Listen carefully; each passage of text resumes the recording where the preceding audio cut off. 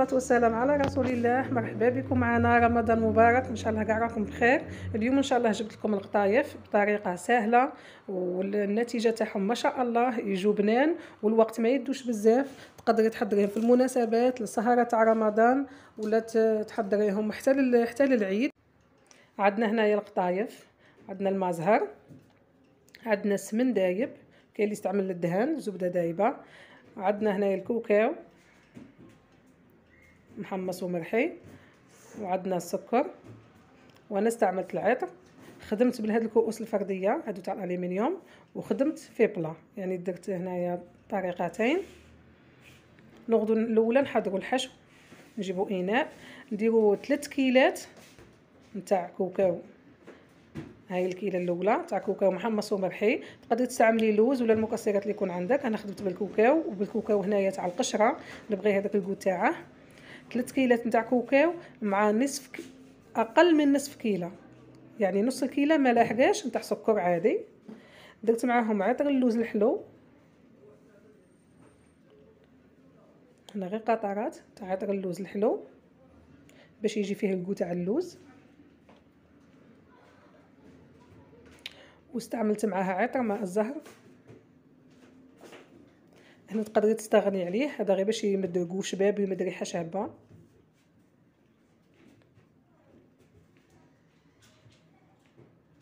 ونخلطوا المقادير تاعنا.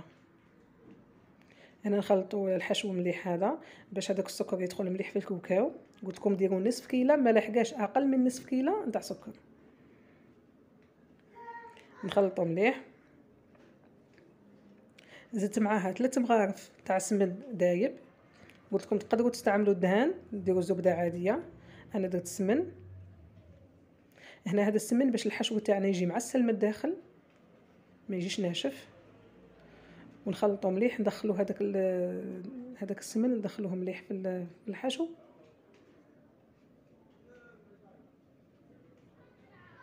ونزيدوا معاه رشات نتاع ما زهر، ما نكتروش يعني ما نفخوش كاع نردوه عجين، وما نخلوش ناشف، غير نبسوه. نخلطوا مليح. هاولا شوفوا كيفاش ولا الخليط تاعنا. نغطوا هاد الحشو تاعنا ونجيبوا القطايف تاعنا باش نخدموهم. القطايف خاصنا نحلوهم مليح خاطر هما يجوا هكا شادين رواحهم. هاولا شوفوا كيفاش يكونوا الخطره الاولى. هنايا نحلوهم مليح. هنا قسمت القطايف تاوعي على 2، النصف غادي نديره في هذوك الكؤوس تاع الالومنيوم، والنص غادي نديره في البلا. نحلهم مليح، هاهما محلولين هنايا. نشوفوا كيفاش راهم. نجيب السمن تاعي الدايب وندير للقطايف، نخدم بالبانسو، نخدم بهذه الطريقه.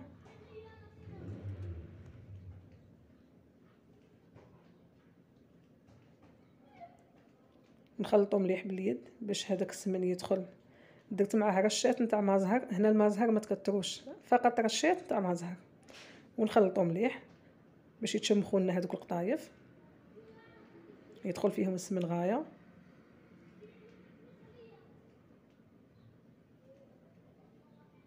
نجيبوا هاد لي كوب، هادو الكؤوس تاع الالومنيوم اللي غادي نخدم بهم. هنا تقدري تخدمي بالكاري ولا بالاوفال، تقدري تخدمي بليمول اللي يكونوا عندك، تقدري تخدمي حتى ليمول تاع الحديد كيما تاع لي طاختولات وكاع تاع الحديد، تقدري تخدمي بهم تاني. ندهنوهم بهذاك السمن الدايب ونديروا فيهم القطايف نتاعنا. هنا نحاولوا نطلعوا مع الجناب القطايف باش الحشو اللي غادي نديروه يقعد في الوسط. الحشو ما يغداناش للجوانب باش ما ينحرقناش. دائما نحاولوا نطلعوا القطايف في الجناب باش الحشو يكون في الوسط. ولا شوفوا بهذه الطريقه. ونعمر لهذوك الكؤوس نتاعي بالحشو. دائما الحشو نخلوه في الوسط، ما نخلوش يلحق لنا الجنب بهذه الطريقه. ونعاودوا نزيدوا لهم القطايف من الفوق، نزيدوا لهم قطايف من الفوق، نبلعوهم مليح هكا، نضغطوا بيدينا خاطر ملي يطيبوا غادي يزيدوا يهودوا شويه.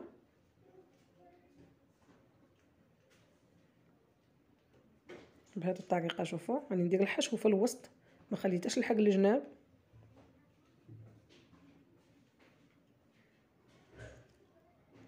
نعاودو نغطيو الفوق بهذوك القطايف اللي بقاو لنا هكا، وندخلو في الجناب ونحاولوا نضغطوا شويه بهذه الطريقه.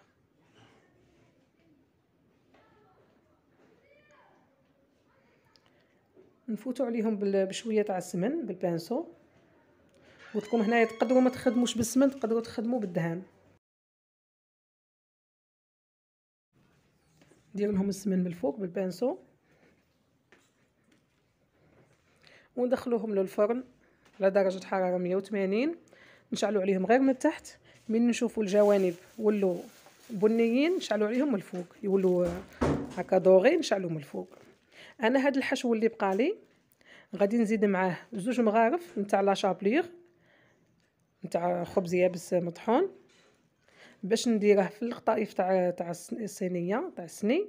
هادو 2 مغارف نتاع لا شابليغ هما اللي يخلوا الحشو الداخل يجي معلك، يجي معلك ومعسل. صدقوني يمد واحد السر هكا في التعلاك، يجي شباب، يجي القو شباب وما يبانش هذاك باللي راه فيه لا شابليغ. نخلطو مليح، ندخلو هذاك لا شابليغ في الحشو نتاعنا باش نخدموا به القطايف نتاع السني، يعني خبزه القطايف.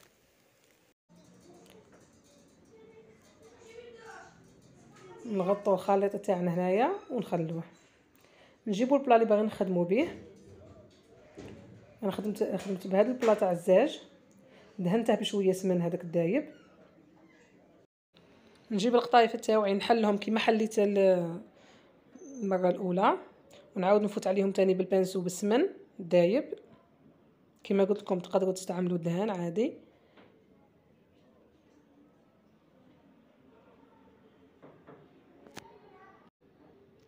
نزيدو تاني رشات نتاع ماء زهر، ما تكثروش الماء زهر هنايا، غير هكا رشه، ونخلطو مليح باش ندخلو هذاك السمن والماء زهر.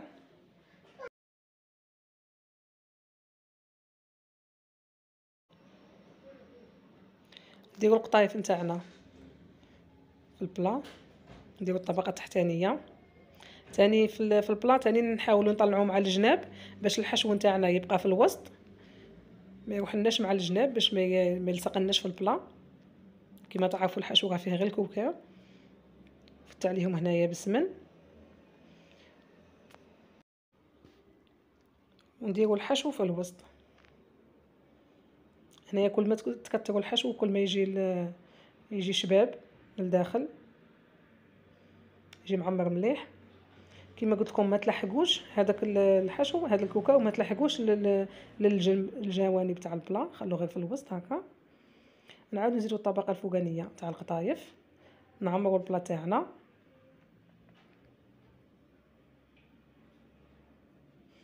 ندهنوه بالسمن، نديرو من الفوق وندخلوه للفرن على درجه حراره 180. بين نشوفوا الجوانب ولو دوغي هكا في الجناب ولو ذهبيين، نشعلوا عليهم من الفوق حتى يحمروا. ها هو الشكل نتاعهم بعد ما طابوا. من نخرجوهم من الفرن مباشره نديروا لهم العسل. هنايا بالنسبه للناس اللي تبغي القطايف مقرمشين، اللي تبغيهم مقرمشين تخلي العسل عادي كيما نشروه تخدم به ولا تكون صنعاته، واللي تبغيهم يكونوا طريين تزيد العسل تخففه بشويه على الماء زهر، تخفف العسل بشويه على الماء زهر. انا درت العسل مباشره مشري، ما خففتهش بالماء زهر خاطر حنا نبغوهم مقرمشين.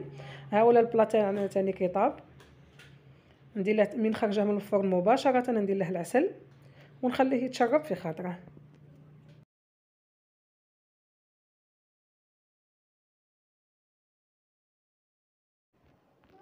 هاولا شوفوا العسل كيفاش يدخل الداخل فيه، هو عاده حاميه، راهي عاده حاميه هاد القطايف تاعنا. هاولا الشكل النهائي تاعهم من قلبتهم من الكيسان، شوفوا كيجوا معسلين من تحت. النتيجه ما شاء الله يجوا معسلين، يبقوا مده طويله ويبقوا كيما هكا شابين ومقرمشين، تحتفظي بهم مده طويله. يجوا الداخل معسلين، هذاك الحشو الداخل يجي معسل ما شاء الله. ان شاء الله تكون عجبتكم هذه الوصفه تاع اليوم. استنوني في وصفات جديده باذن الله. دمتم في رعايه الله وحفظه، في امان الله. السلام عليكم.